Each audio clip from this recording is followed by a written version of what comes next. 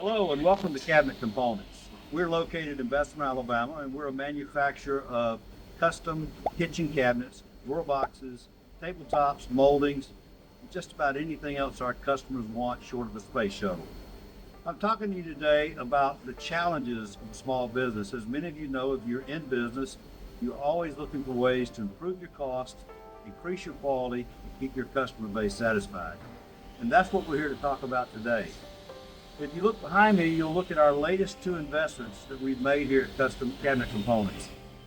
Hand sanding in this business, finish sanding, as many of you know if you're in this business, is a very expensive operation. So when we deploy capital, we look for the most cost-effective way to accomplish what we're looking for. And we think we found that in Stobeck machinery.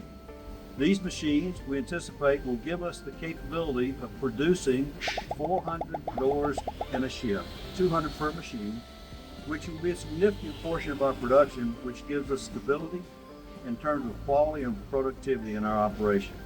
If you're looking to lower your cost and looking to improve your quality, I would strongly suggest that you call Stobeck. It may be the best call you make today. Thank you.